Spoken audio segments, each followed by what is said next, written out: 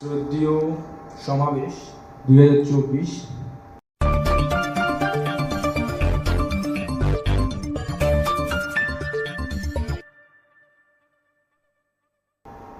আমি যে প্রসঙ্গে কথা বলবো সেটা হচ্ছে, আপনি কোনো কাজে যখন পারবেন না স্ট্রেট না বলে দিন।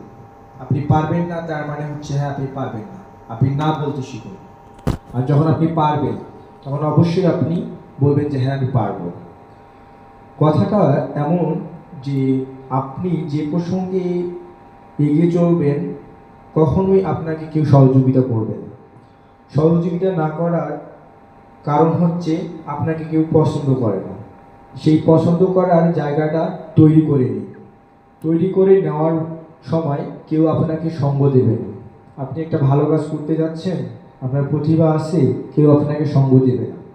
আপনি যখন সফল হয়ে উঠে আসবেন তখন অবশ্যই আপনাকে সঙ্গ দেওয়ার জন্য হাজার হাজার লোক চলে আসবে। এটাই হচ্ছে প্রকৃত বাস্তবতা, মেইন থিওরি। এখন যারা যারা স্কুল লাইফে আছে বা কলেজ লাইফে আছে তাদের উদ্যোগে এই কথাগুলো আমি বলবো। সেটা হচ্ছে, যারা যারা রিলেশনে গেছেন, প্রেম ভালোবাসায় জড়িয়েছেন, তাদের উদ্দেশ্যে বলতেছি। প্রেম ভালোবাসার মোস্ট একটা পয়েন্ট হচ্ছে, সেটা হচ্ছে আপনি ফ্যামিলির মতামত নিন, ফ্যামিলিকে জানান।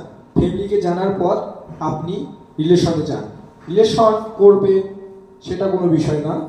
রিলেশনে যাইতে হলে আপনাকে আগে আপনার ফ্যামিলিকে বোঝাইতে হবে। সেটা হচ্ছে রিলেশন। আমার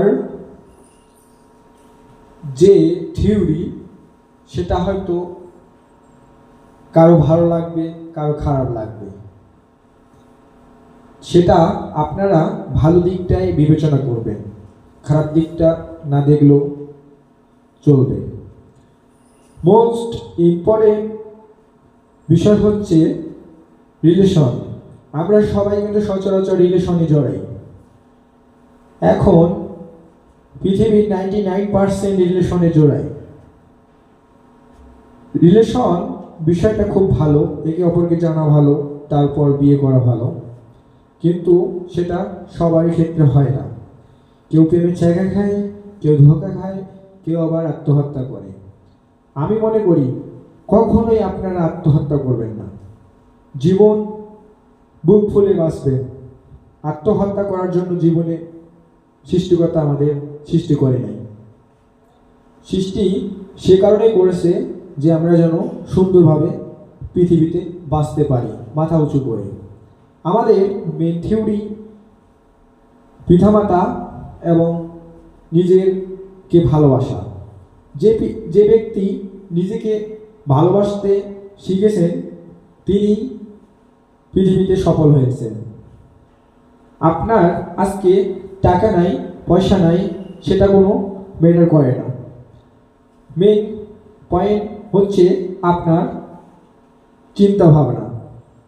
আপনার চিন্তা ভাবনা দিয়ে আপনি যা কিছু করবেন সেটাই আপনার জন্য অনেক কিছু। যেটা পেয়েছেন এটা নিয়েই খুশি থাকুন। অজুহাত মনে রাখবেন, মানুষের তিনটা হাত, একটা ডান হাত, একটা বাঁ হাত, একটা হচ্ছে অজুহাত। কখনোই লাইফে অজুহাত করবেন না। অজুহাত করলে আপনারা পিছিয়ে যাবেন। পরিশ্রম করতে কখনো ভুলবেন না। পরিশ্রম করলে অবশ্যই সফলতা আসে। আমি আর বেশি কিছু বলবো না। আমাকে দিনাজপুর থেকে এখানে সুইট ভাইয়ের আগমনে আমি এই রংপুর শহরে নীলফামারী উপজেলার এই বাংলাদেশ ফেডারেশন ইসলামিক ফাউন্ডেশনে মূল্যবান বক্তব্য দেওয়ার আমি অনেক অনেক খুশি। সেই সাথে সুইট ভাইকে অনেক আন্তরিক শুভেচ্ছা এবং আমার তরফ থেকে অভিনন্দন এবং ভালোবাসা। সুইট ভাইয়ের ভালোবাসার কারণে আমি এই বক্তব্যটি সফলভাবে দিতে পারলাম। সুইট ভাইকে আমার আন্তরিকভাবেই ভালোবাসা। ধন্যবাদ।